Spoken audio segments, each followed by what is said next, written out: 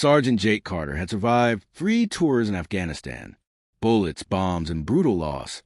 He thought nothing could shake him, but when he walked into his daughter's classroom that afternoon, his world shattered. What he saw inside wasn't war, but it was a battle he never expected to face. This is a story about courage, fatherhood, and the fight that happens when no one's watching. Before we dive in, make sure to subscribe, hit that like button, and turn on notifications.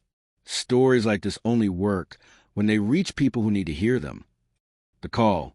The late afternoon sun cast long shadows across the quiet streets of Cedar Ridge, Ohio, as Sergeant Jake Carter pulled into the driveway of his modest 2-story home. The familiar creak of the porch steps greeted him, a sound that had become a small comfort since he'd returned from his last deployment. The house was silent, too silent. No laughter, no tiny footsteps running to greet him, just the distant hum of the refrigerator and the ticking of the clock in the hallway. Emily should have been home by now. Jake checked his watch. 4:37 p.m. School had let out over an hour ago. His sister, Lisa, was supposed to pick Emily up today while he finished his shift at the VA office. He pulled out his phone, thumb hovering over Lisa's contact, when the screen lit up with an incoming call. Unknown number.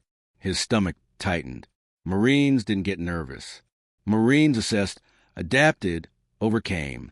But ever since becoming a father, there was a new kind of fear, one that didn't care about training or discipline. He answered, "Sergeant Carter?" A woman's voice, polite, but edged with something he couldn't place. Concern? Apology? Speaking. "This is Principal Hendricks at Cedar Ridge Elementary. We've been trying to reach your sister, but her phone goes straight to voicemail." Jake's grip on the phone tightened. "Is Emily okay?" A pause. Just a second too long. "Emily's physically fine," the principal said carefully. "But we'd like you to come in. There's been an incident." The word incident sent a cold ripple down his spine.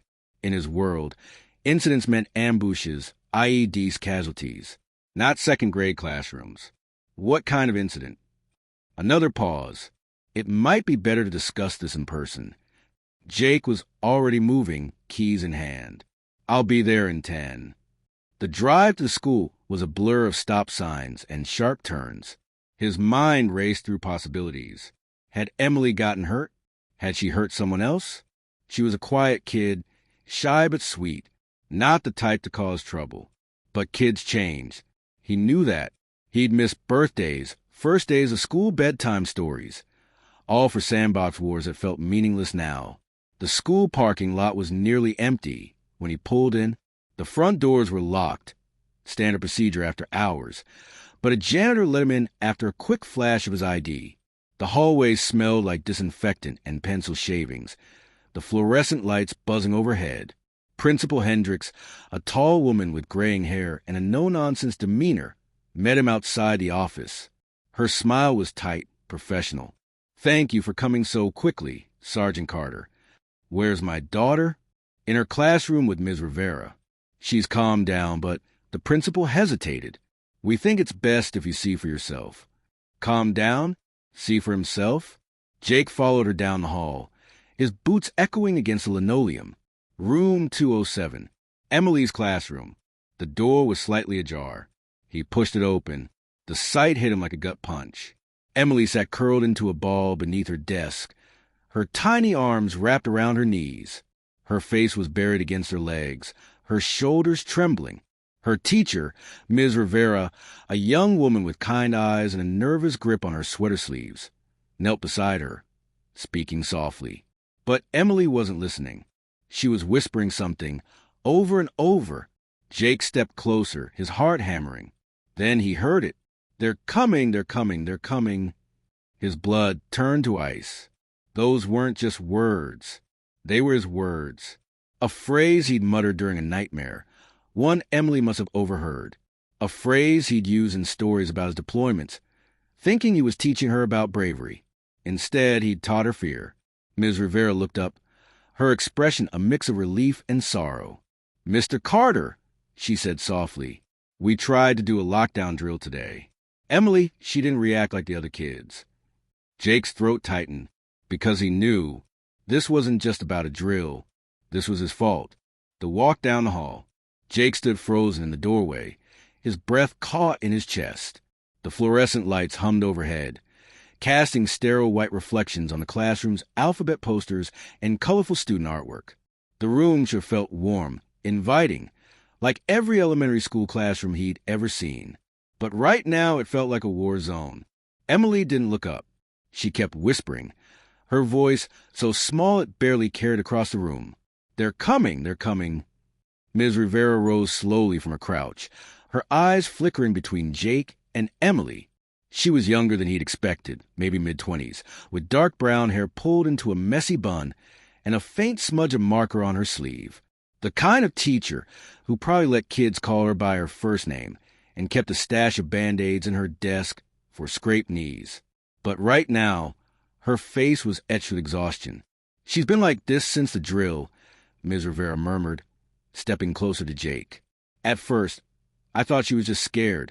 Some kids cry during these things. But then she hesitated, lowering her voice further. She started screaming, like she wasn't even in the room anymore." Jake's hands clenched at his sides.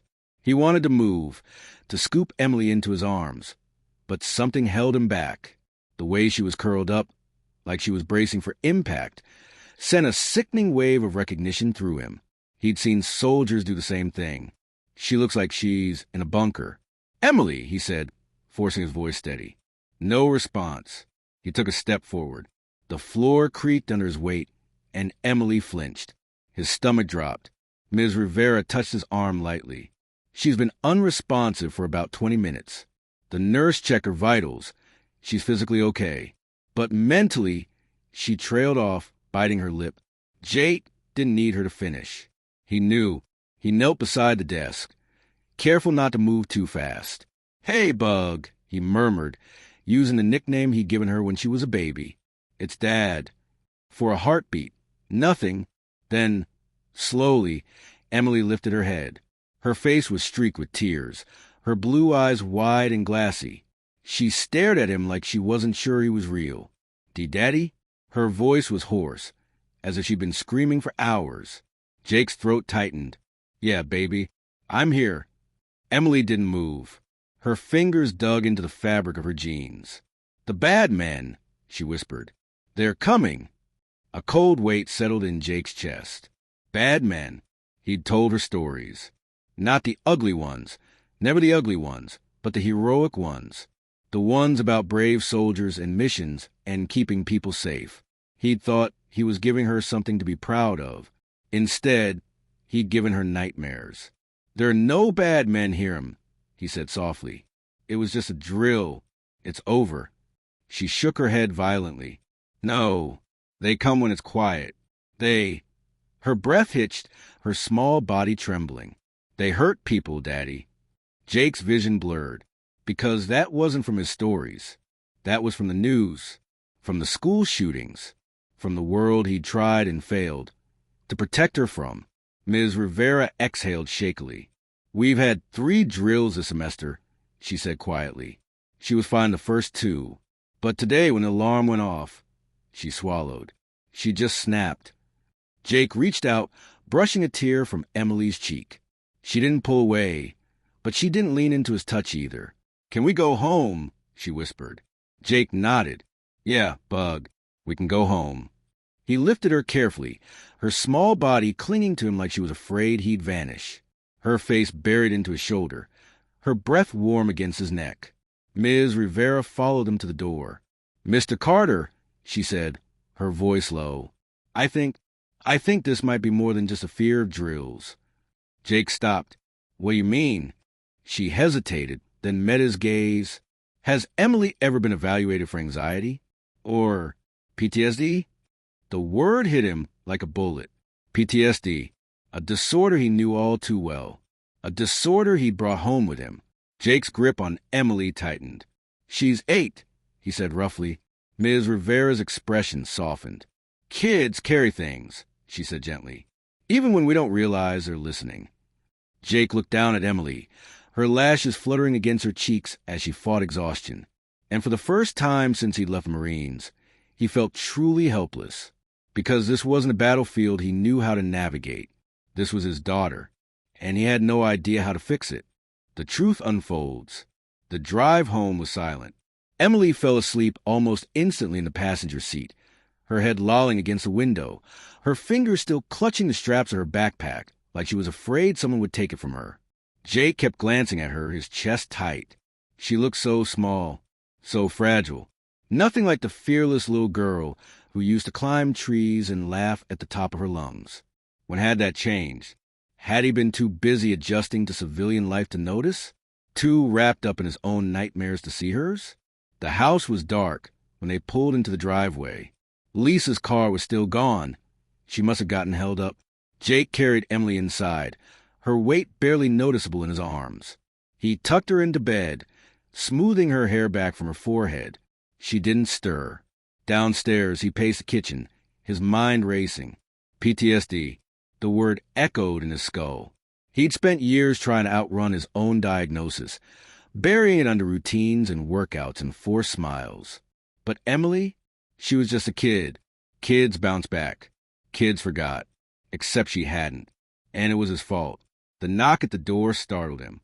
He yanked it open, half expecting Lisa, but instead found Ms. Rivera standing on the porch, her hands twisted in the sleeves of her sweater.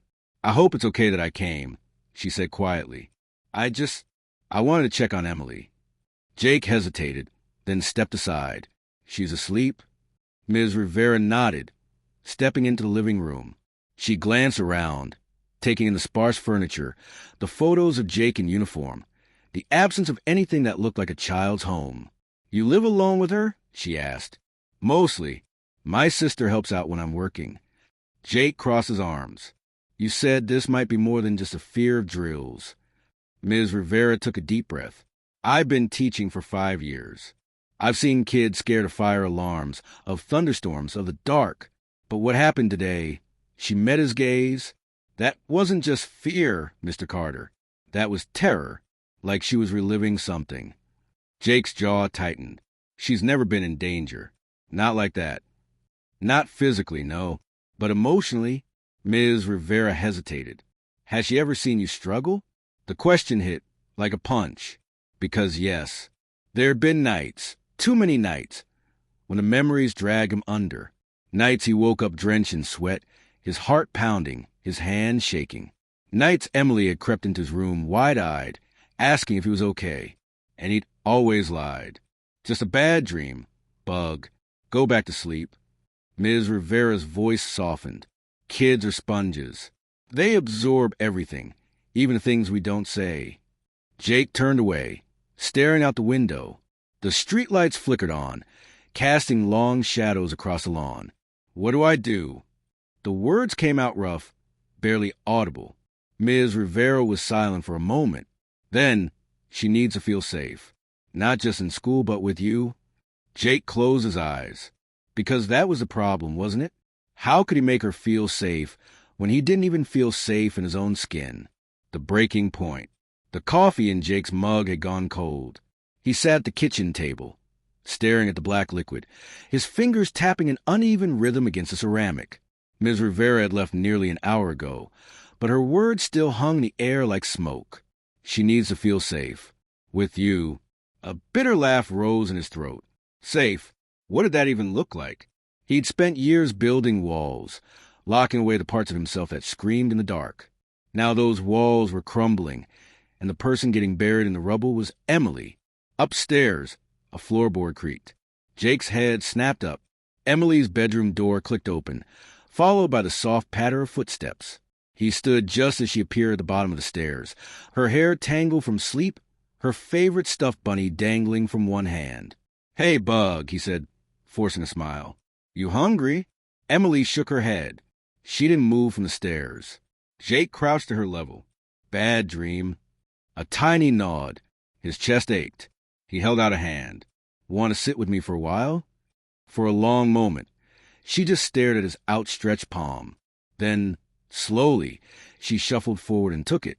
Jake led her to the couch, tucking a blanket around her shoulders before sitting beside her. Emily curled into herself, her knees drawn to her chest, her bunny clutched tight. The TV played some cartoon on low volume, the bright colors flickering across her face. "Daddy," her voice was so small it nearly broke him. "Yeah, Bug. Are the bad men really gone?" Jake's breath caught. He wanted to lie. To tell her of course they were. To promise her nothing would ever hurt her. But he'd made that mistake already. Instead, he turned to face her. "The bad men for my stories. They're far away. They can't come here." Emily's lower lip trembled. "But what about the other ones? The ones on TV?" Jake closed his eyes for a second. Of course she'd seen the news. The shootings. The lockdown drills that weren't just drills in some places. He'd tried to shield her, but the world had claws. "Listen to me," he said, gently tilting her chin up. "I will always keep you safe, no matter what." Emily searched his face, her blue eyes too old for her age. "But who keeps you safe?" The question knocked the air from his lungs. Because that was the heart of it, wasn't it? She wasn't just afraid of monsters. She was afraid for him. Before he could answer, headlights swept across the living room window. Lisa's car pulled into the driveway, the engine cutting off with a sputter. The front door opened and his sister bustled in, grocery bags dangling from both arms. "Sorry I'm late." Lisa kicked the door shut behind her. The store was a nightmare, and then she froze, taking in the scene. Jake on the couch, Emily's tear-streaked face, the heavy silence. "What happened?" Jake stood abruptly. "We need to talk." "Outside." Lisa's eyebrows shot up, but she set the bags down and followed him onto the porch. The night air was crisp, the stars hidden behind a blanket of clouds.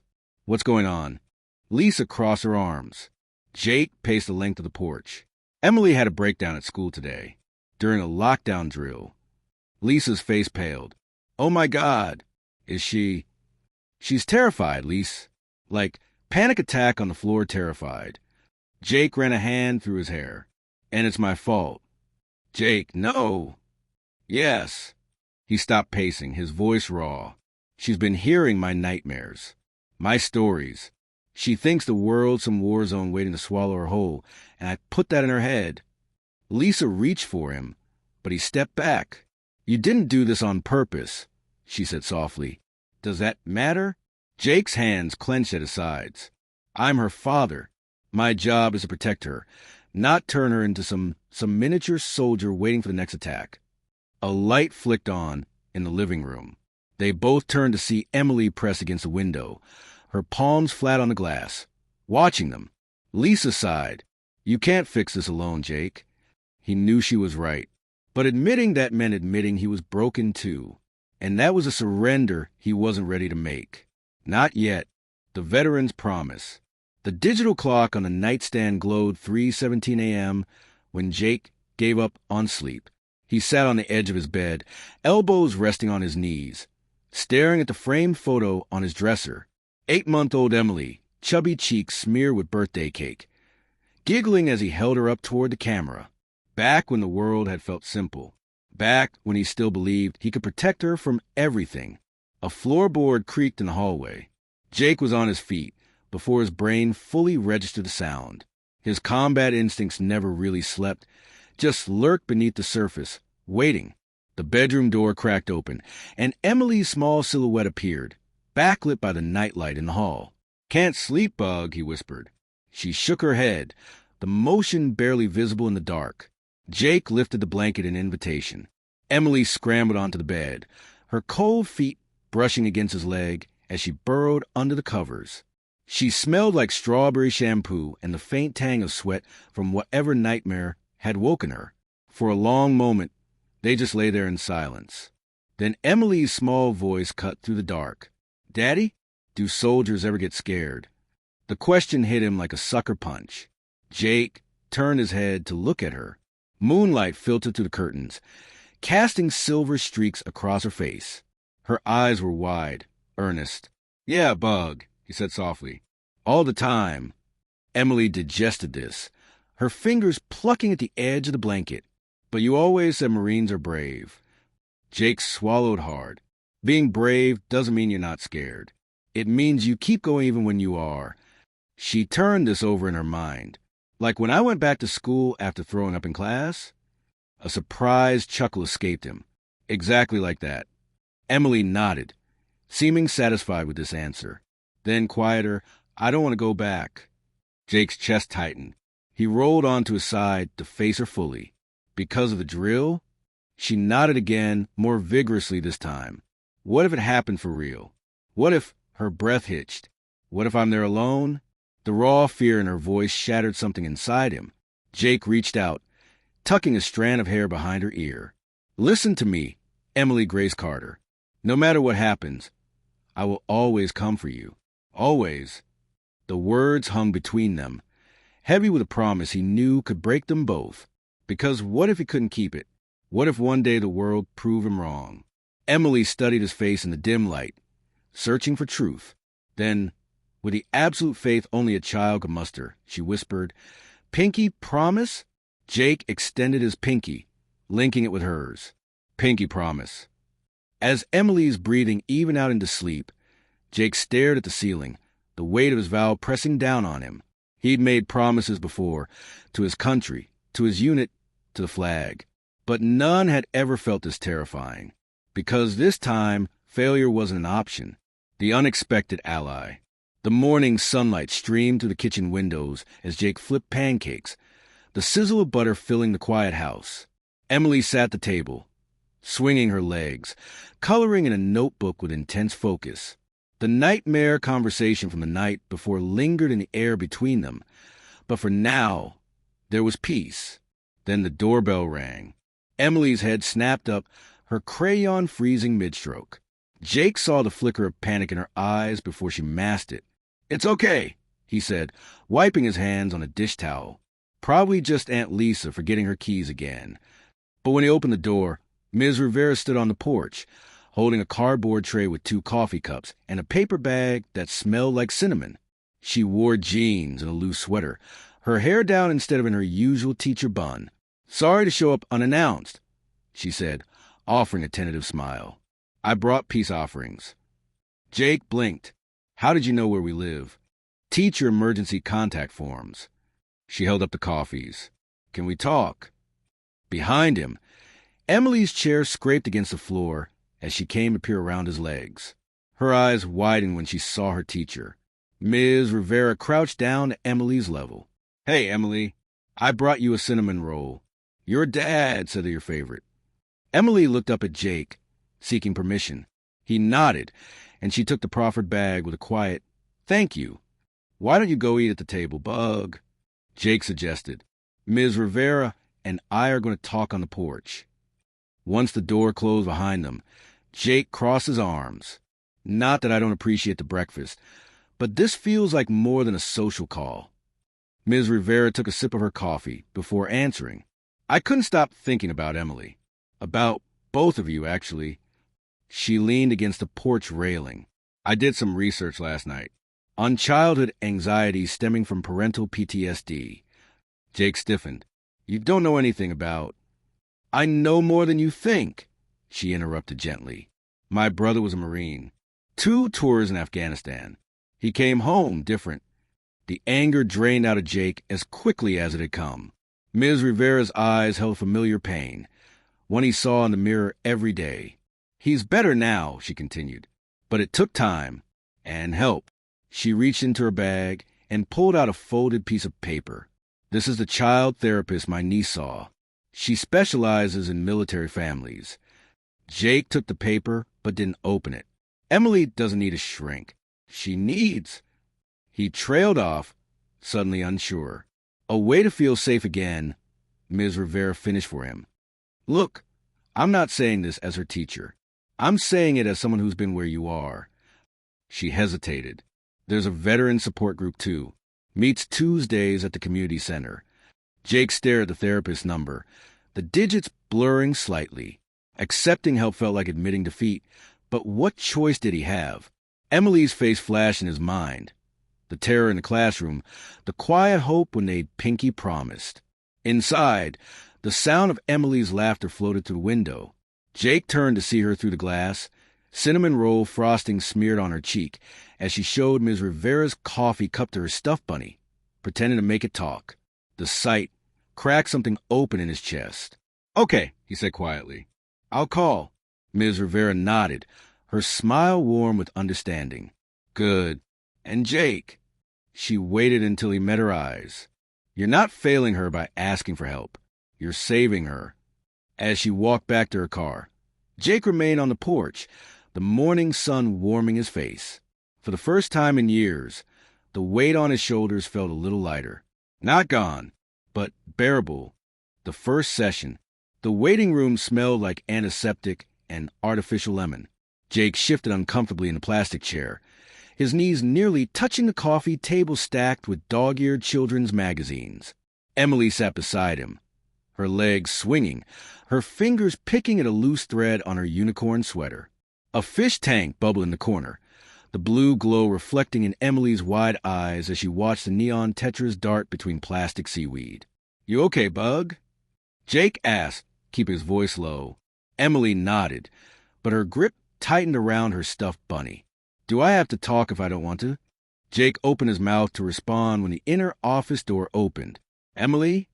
A woman with curly red hair and a nose-piercing smiled at them. I'm Dr. Brooks. You must be Mr. Carter. Jake stood, suddenly aware of how his bulk filled the small space. The therapist barely came up to his shoulder, but there was a steadiness in her gaze that put him on edge, like she could see right through him. The office was nothing like Jake expected. No couch, no Rorschach blots, just a play area with dolls and art supplies, and 2 armchairs that looked like they'd been salvaged from a thrift store. Dr. Brooks knelt to Emily's level. You can call me Maggie. Today's just about us getting to know each other.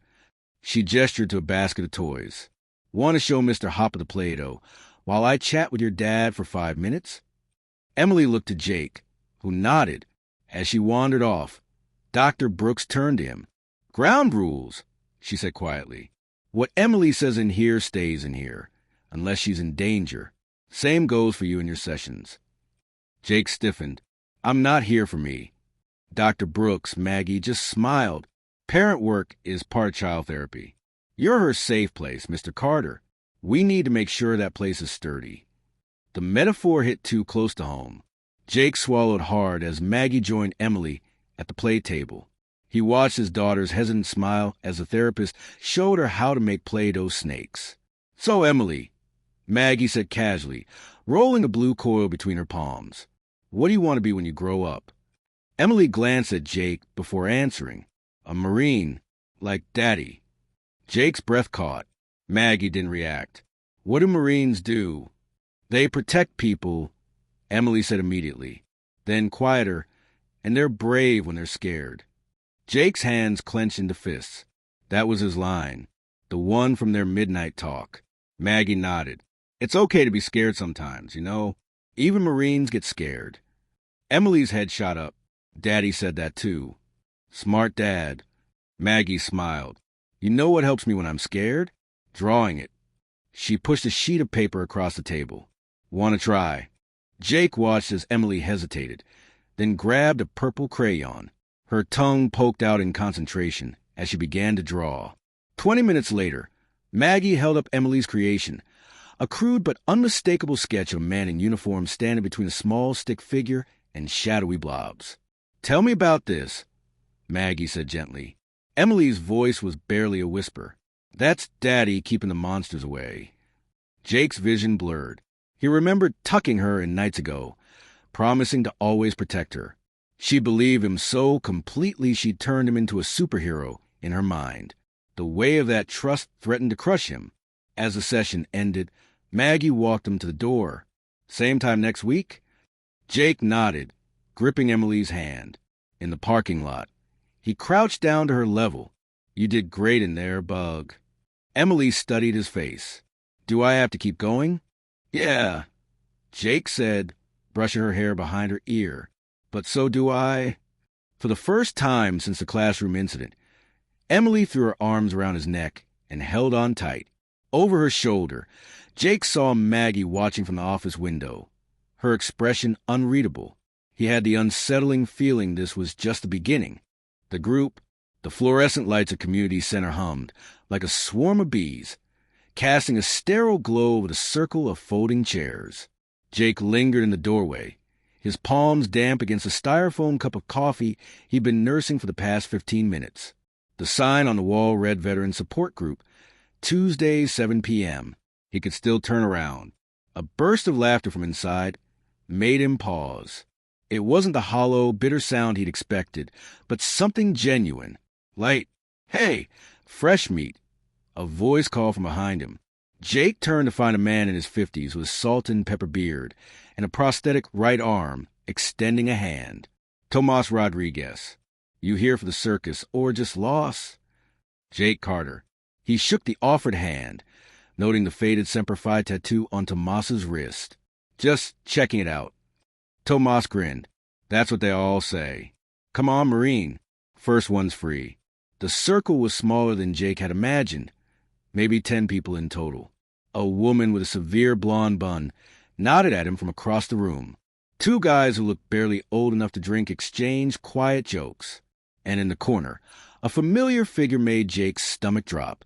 Ms. Rivera, Claire, sat beside a lanky man with haunted eyes and the same nose as her. Her brother. She met Jake's gaze and gave a small, apologetic shrug. The group leader, a wiry Vietnam vet named Lou, clapped his hands. "All right, maggots, let's get started. We got a new face tonight." He pointed at Jake with his coffee cup. "Care to introduce yourself, or should we guess your life story?" Jake's throat tightened. Jake Carter. "Marines. 3 tours." Silence stretched for a beat too long. Then Tomas snorted. "Wow. A regular chatty Cathy. Last time someone talked that much, we had to call an ambulance for Lou's excitement." The tension broke as laughter rippled through the group. Even Jake felt the corner of his mouth twitch. Lou took a sip of his coffee. "All right, Jake, here's how this works. We talk. We listen. Nobody fixes anybody unless asked. Sound good?" Jake nodded, sinking into an empty chair between Tomas and a quiet woman with a service dog at her feet. For the next hour, he listened as they passed around a battered notebook, the shit list. Tomas called it.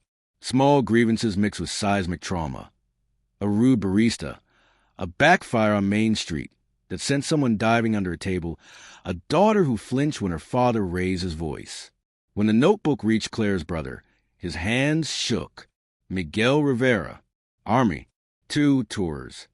He swallowed hard. "My niece drew a picture of me last week. I was a monster in it." Jake's head snapped up. Miguel continued, his voice raw. "She's 7. She doesn't understand why Uncle Mike can't come to her birthday party when there's going to be fireworks." Claire squeezed her brother's shoulder as he passed the notebook to Jake. The pages felt heavy in his hands. He stared at the blank space, the pen suddenly slippery between his fingers. Lou leaned forward. "No pressure, newbie. You can pass." Jake exhaled sharply. Then he wrote, the words spilling out before he could stop them. "My 8-year-old thinks it's her job to keep me safe." He slammed the notebook shut and shoved it at Tomas, his face burning. To his surprise, the older man just nodded. "Yeah, that tracks." Lou scratched his chin. "Kids are smart little bastards. They know when we're full of shit." A chuckle ran through the group. Even Miguel smiled. Jake expected pity. Platitudes. Instead, Tomas launched into a story about his then 5-year-old daughter standing guard outside the bathroom door during his panic attacks. The woman with the service dog admitted her son had started sleeping with a baseball bat after she'd had night terrors. They weren't just sharing wounds. They were mapping the collateral damage. When the meeting ended, Claire caught up to Jake in the parking lot. "I'm sorry. I should have told you I'd be here." Jake shook his head. "Your brother?" "Miguel got back 6 months before you did. This group saved his life." She hesitated. How was Emily's session? The image of his daughter's drawing flashed in Jake's mind, his uniformed figure standing between her and the darkness. "She thinks I'm some kind of superhero." Claire smiled sadly. "To her, you are." A car horn honked. Miguel leaned out the passenger window. "Come on, Hermana. I gotta be up for work in 5 hours." As Claire walked away, Tomas clapped Jake on the shoulder. "Same time next week, Boot." Jake looked back at the community center, where Lou was turning off the lights. For the first time in years, He didn't feel like the only broken thing in the room. "Yeah," he said. "I'll be here." The turning point. The morning of Emily's fourth therapy session dawned with an unexpected phone call. Jake stood barefoot in the kitchen, watching the coffee drip as his phone buzzed on the counter. The caller ID showed Cedar Ridge Elementary. His stomach tightened. Had something happened? Mr. Carter? Principal Hendrick's voice was calm but firm. "We need to discuss Emily's return to school." Jake's grip on the phone turned white-knuckled. "She's not ready. We have a proposal." A pause. "Could you come in this afternoon? Ms. Rivera will be there as well." The coffee maker gurgled ominously as Jake weighed his options. Emily had been doing homeschool worksheets for 3 weeks, her progress monitored by a patient Lisa and a rotating cast of veterans from the support group who'd unexpectedly become tutors. But she missed her friends, missed normalcy. "I'll be there," he said finally. The school hallway felt different this time, less like a battleground, more like just a hallway. Jake noticed the colorful student artwork lining the walls, the faint smell of crayons and disinfectant. Principal Hendrick's office was already occupied when he arrived. Claire sat primly in one chair, her hands folded in her lap. Next to her, a woman Jake didn't recognize adjusted thick-rimmed glasses as she reviewed a file. "Mr. Carter." Principal Hendricks gestured to the empty seat. "This is Dr. Simmons, our district trauma specialist." Dr. Simmons offered a professional smile. "We've been reviewing Emily's case. Given her progress in therapy, we believe a phased return could be beneficial." Jake's jaw clenched. "You mean throwing her back into lockdown drills?" Claire leaned forward. "Actually, we're proposing an alternative." She slid a folder across the desk. "A pilot program. We call it Courage Class." The proposal outlined weekly sessions where students would learn emotional regulation through stories and games. No sudden alarms. No hiding in dark corners. Just age-appropriate tools to process fear. Dr. Simmons tapped the page. "We'd start small. 30 minutes twice a week, with just Emily and 2 classmates she trusts. Gradually build up to full class reintegration." Jake studied the materials, breathing exercises disguised as dragon training, bravery badges for trying difficult things. It was thoughtful, more than he'd expected. "Why now?" he asked quietly. Claire met his gaze. "Because Emily isn't the only one who needs this. After the last drill, 3 other students started having nightmares. We're realizing our current system isn't serving anyone well." Principal Hendricks cleared her throat. "We'd like your permission to try this approach." And she hesitated. "We were hoping you might help facilitate. Your military background could lend credibility." The request hung in the air. Jake stared at the proposal's cover page, where some optimistic soul had put a clip-art shield with a smiley face. 3 weeks ago, he would have laughed in their faces. Now, all he could see was Emily's drawing, his uniformed figure standing between her and the monsters. What exactly would I need to do? That evening, Jake sat cross-legged on Emily's bedroom floor. The proposal spread between them. She traced a finger over the cartoon dragon illustrations. "So, it's like school but not scary?" "Less scary, anyway." Jake pointed to the schedule. "You'd start with just Lily and Aiden, then maybe more kids later." Emily chewed her lip. "What if I get scared again?" Jake pulled her onto his lap. "Then we'll figure it out together. Just like at therapy." She nestled against his chest, her small fingers playing with the dog tags he hadn't worn in months. "Will you really be there?" "Every minute." He kissed the top of her head. "Pinky promise." Emily hooked her pinky with his, then suddenly gasped, "Daddy, we forgot Mr. Hopper's bandana." Jake blinked as she scrambled to her dresser, returning with a stuffed bunny and a tiny blue scrap of fabric. It took him a moment to recognize it. A strip cut from one of his old PT shirts. "You've been dressing him like me?" Emily nodded solemnly as she tied the makeshift bandana around the bunny's neck. "Now he's brave like you." The lump in Jake's throat made it hard to breathe. In that moment, he understood. This wasn't just about helping Emily face her fears. It was about becoming the man she already believed him to be. The first Courage class. The classroom smelled like citrus-scented cleaner and the faint waxy aroma of crayons. Jake adjusted the hem of his polo shirt. No uniform today, but he still tucked it out of habit as he surveyed the rearranged room 207. Desks had been pushed aside to form a circle of chairs. A colorful poster of cartoon animals taking deep breaths hung where the emergency evacuation map used to be. In the corner, a small basket held stuffed animals wearing miniature bravery capes made from fabric scraps. Emily clutched his hand as Lily and Aiden shuffled in, their backpacks nearly as big as they were. Lily's eyes lit up when she saw Emily. "You came back." She threw her arms around Emily in a hug that nearly knocked them both over. Aiden hung back, eyeing Jake with suspicion. "Are we in trouble?" Claire, who'd been arranging storybooks on the reading rug, smiled. "Not at all. This is a special new class. Think of it like superhero training for your feelings." Jake watched as Emily relaxed fractionally, her grip on his hand loosening. When she let go to join her friends, something tight in his chest unwound. "All right, team." Claire clapped her hands gently. "First rule of courage class. No one has to talk if they don't want to. Second rule, feelings aren't good or bad. They're just information." Aiden frowned. "Like brain emails?"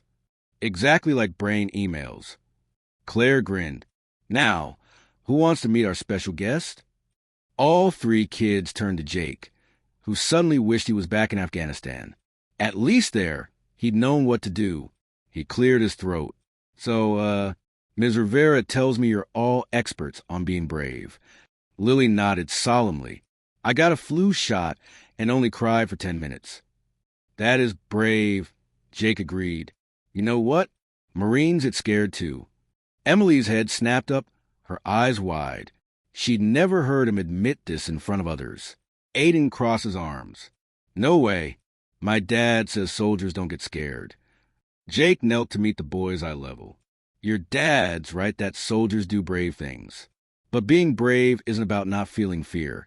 It's about doing what's important even when you're scared." He pulled 3 dog tags from his pocket. Not his real ones, but plastic replicas he'd made for this purpose. "These are like the ones I wore overseas. See this notch? That's from when I had to walk across a really scary bridge in Afghanistan." Emily touched the groove in the plastic. "Did you do it?" "Yeah, Bug. Because my squad needed me to." Jake took a deep breath. "Just like how you guys come to school, even when it feels scary sometimes. That makes you my kind of brave." Claire, watching from the sidelines, had that soft expression again, the one Jake still couldn't quite decipher. The next 30 minutes passed in a blur of activities that would have made his drill instructors weep. Breathing exercises disguised as dragon training, drawing monsters and crumpling them into balls for a trash can basketball game, even a ridiculous dance break to shake out nervous energy. But when Lily proudly demonstrated how she could now take 3 deep breaths when anxious, or when Aiden admitted he hated fire drills because they sounded like his dad's car backfiring, Jake realized this was training, just not the kind he'd known. As parent arrived for pickup, Emily surprised Jake by running to hug Claire's legs. "Thank you," she whispered. Claire's eyes met Jake's over Emily's head. In that moment, he understood what they'd really created here wasn't just a program. It was a lifeline. The letter. The envelope arrived on a Tuesday, the same day Jake noticed the first autumn leaves turning gold at the edges. It sat innocently in the mailbox between a water bill and a grocery store circular, the handwriting neat but unfamiliar. No return address, just his name in careful block letters. Sergeant Jacob Carter.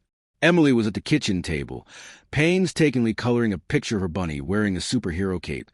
Today's therapy homework, while Jake leaned against the counter, turning the envelope over in his hands.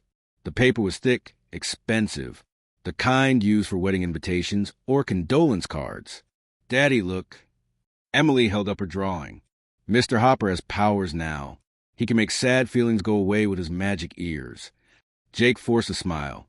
"That's great, Bug." He slid his thumb under the flap, the paper resisting for a moment before giving way. Inside was a single sheet of matching stationery and a smaller, sealed envelope labeled for Emily in the same precise handwriting. Jake unfolded the letter. "Dear Sergeant Carter, you don't know me, but my daughter, Sophie, was in your courage class last week. She's 7, with brown pigtails and an obsession with unicorns. You probably remember her.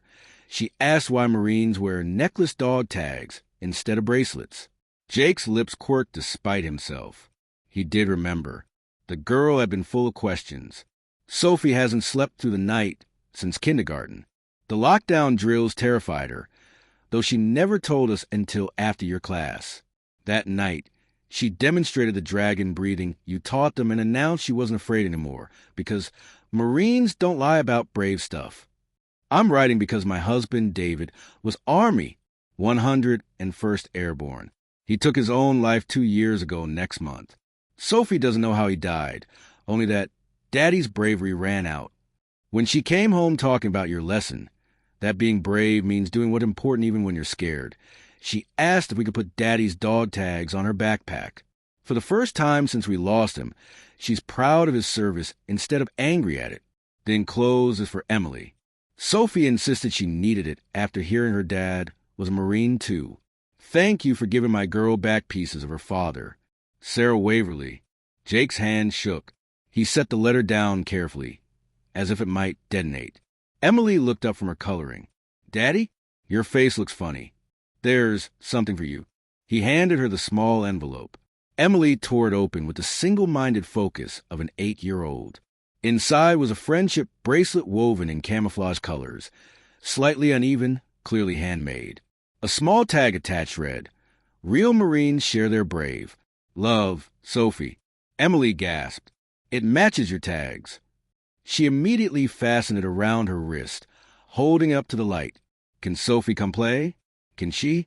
Jake stared at the bracelet, at his daughter's radiant face, at the letter that had cracked his world open just a little wider.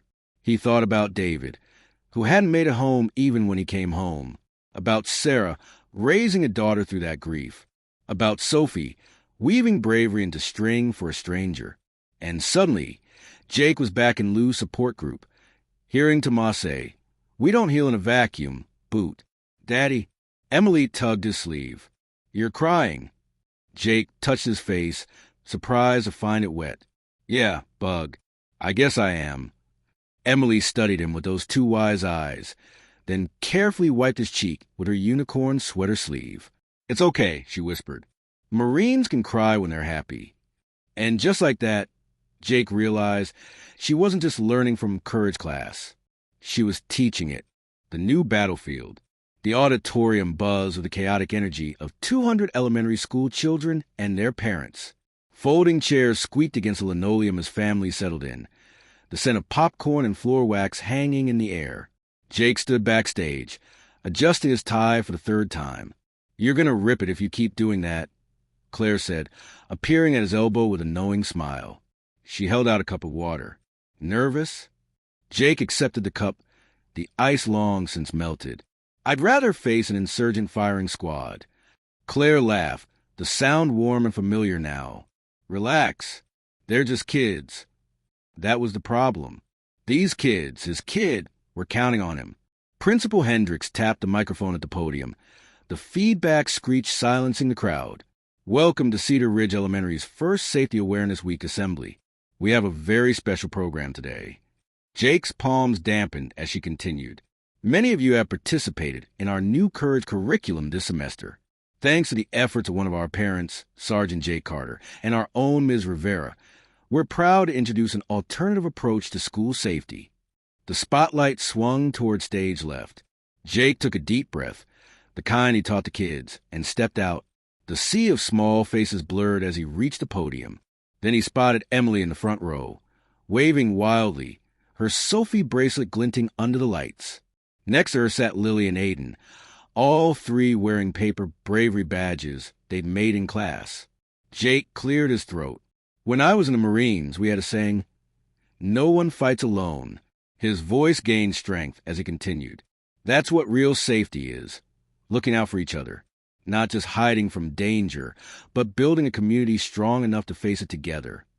As he spoke, the slides behind him displayed artwork from the Courage class, drawings of kids helping each other, of teachers as protectors, of monsters being chased away by groups instead of solitary heroes. Then came the video. Emily's face filled the screen, her freckles magnified by the camera. Before, I thought being brave meant not being scared, she said carefully. Now I know even grown-ups get scared sometimes. And that's okay. One by one, her classmates appeared. My dad's a firefighter. He says courage is a muscle, you gotta exercise it. Aiden, when I hear loud noises, I squeeze my stuffed animal and do dragon breaths. Lily, the final shot showed Sophie, her pigtails bouncing as she held up her father's dog tags. My daddy was brave every day, even the hard ones. In the audience, a woman, Sarah, pressed a hand to her mouth, her shoulders shaking. Jake returned to the podium, his dress shoes clicking against the stage. Today, we're launching the Courage Pledge, not just for students, but for our whole community. He gestured to the banner unfurling behind him, its letters bold and bright. We promise to listen when someone's scared, to ask for help when we need it, to remember being brave starts with being kind. As the assembly ended, parents and teachers clustered around the pledge banner, adding their signatures. Jake watched from the edge of the stage as Emily guided Sophie toward the art display, their heads bent together in solemn conference. Claire joined him, their shoulders brushing. Look at that, she murmured. You build an army. Jake studied the crowd, veterans signing up to volunteer, teachers exchanging ideas, children teaching parents the breathing exercises. His chest ached with something too big to name. No, he said softly. We build a home. Emily turned then, spotting him. Her smile outshone every light in the auditorium as she raised her hand in a salute, pinky finger extended. Jake returned it, their unbreakable promise hanging between them. Some wars didn't end. But now, the battlefield had changed. If the story moved you, share it with someone who needs to hear it. And remember, courage grows when we nurture together. Don't forget to like, subscribe, and turn on notifications for more inspiring tales of everyday heroes.